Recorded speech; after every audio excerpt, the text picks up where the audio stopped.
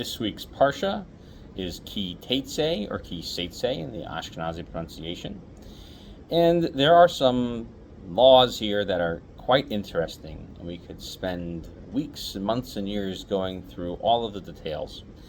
I wanted to simply point to one and discuss that topic as opposed to going through all of the possible permutations of understanding the different halachos that come out of these laws, because as they say about the laws of Shabbos, there was one little line and there's tons of other stuff. It's basically like the idea of taking a string and hanging a mountain from it in terms of the amount of laws that are related to the observance of Shabbos. So same thing over here too. I want to point out something that's really interesting about the mountain of laws that comes from two very simple lines and what it actually means for us.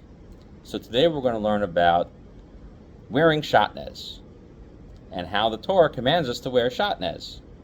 Now you're going to say, Rabbi, we already had this, there's this thing called the Sinner's Bible where they accidentally left one of the do nots in, the 16th century, do not commit adultery or thou shalt not, and they left out the not part, so it's called the Sinner's Bible. If you haven't heard of that, it's a kind of a funny moment in history. So it was printed in England in the 16th century, as I recall. Anyway, the Torah does command us to wear Shaatnez. I'm going to tell you, it's right here in the third aliyah. It says, Gedilim ta'aselach al arba kanfos kesuscha asher techaseh. It says, you shall make strings. And the Rashbam explains that by Gedilim it means things that are long and straight.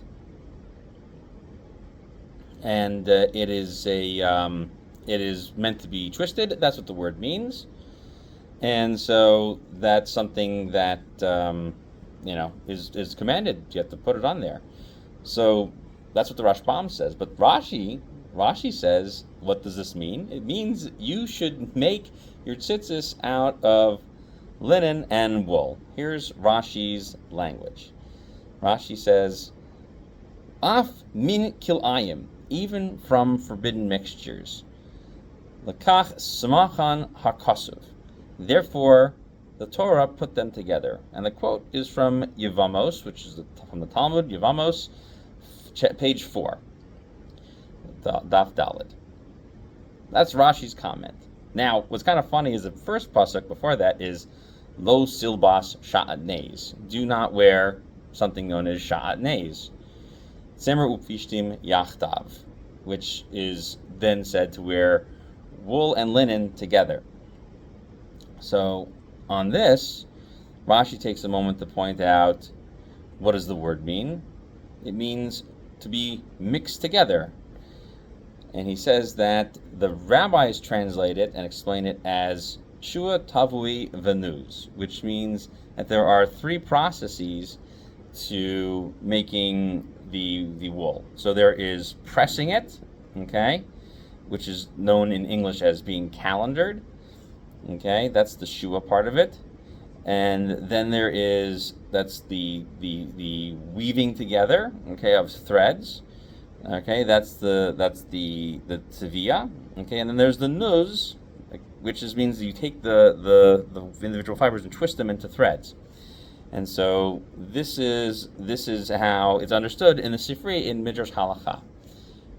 But Rashi is saying over here, the Torah tells us both to not wear Shaatnez and to wear Shaatnez.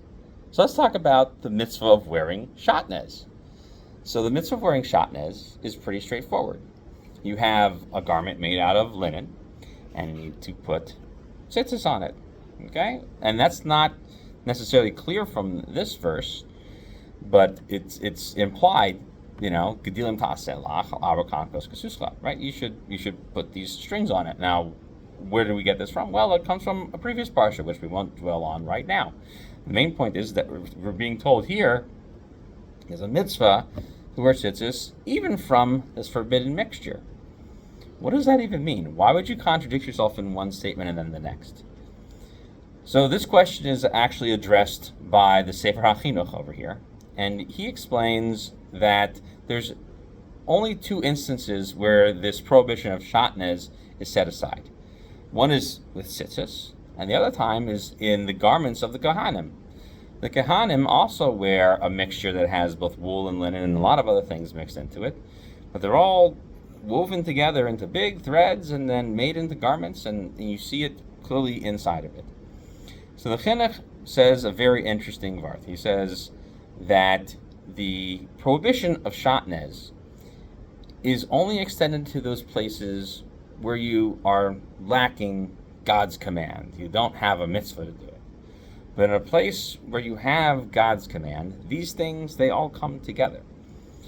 The Shaatnez is only something that is prohibited to regular use. But for mitzvah performance, it's there. It's all over the place. You see it all the time. The Gemara actually points out the reason why we realize that it's so obvious that these garments have to be made this way is because there was no way to get the blue color, the techeles, which isn't even mentioned in this parsha, into the linen. The dye that you would get made from the chilazing would only be absorbed into wool. So if you want to do techeles, which you'd want to do under the mitzvah, you're going to have to do it with wool. So you're going to have to mix wool and linen in order to have a proper kosher garment.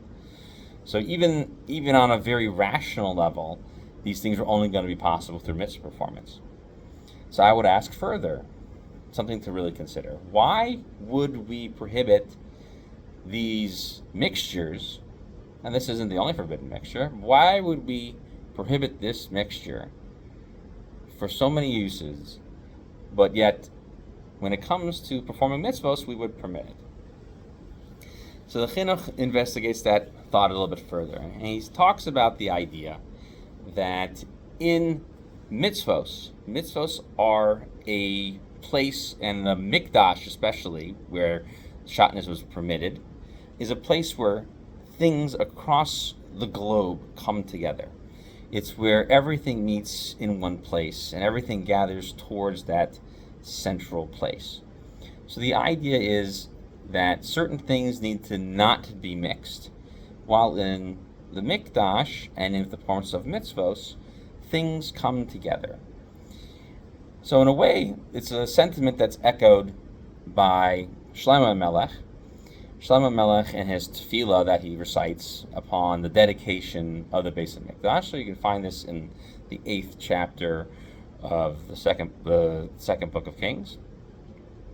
The first book of Kings. He says clearly over there that there's a number of amazing things that can happen as a result of building the temple.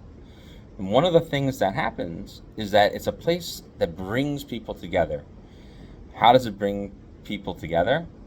Because it's considered based tefillah. It is a house of tefillah. Now we usually just translate tefillah as prayer. It's something that I say, it's a verbal thing. But the word tefillah actually means more than that. The word pilel really refers to making logical, legal decisions. The idea of coming to a judgment. You can make a judgment on these things. So tefillah, in a sense, is not just a laundry list or a grocery list. I need to make sure that I can pay my electric bill and pay my rent and pay my this, right? Or a grocery bill, I have to get carrots and chicken and celery and onions and dill, and right, I got to make a soup. That's the prayer doesn't simply mean a list like that. Prayer comes to you as a result of bringing logic and legal reasoning to our own feelings of what we actually need. So bringing these very disparate things together, things that we feel and things that are rational, those things often have to be kept away from each other because we don't want to make decisions that are completely devoid of rational thought. And we don't want to act like we can't feel something. We use these different parts. But in many ways within our lives, we have to keep some of those things kind of separate. Keep them in different compartments. We need to let the emotional side kind of have its thing, let it kind of be looked at separately by the rational side. And then when the rational side wants to do something, sometimes it needs to go, you need to be a little more sensitive Mr. Rational, and to take into account, it's not everything is ones and zeros, and not everything is so binary in life.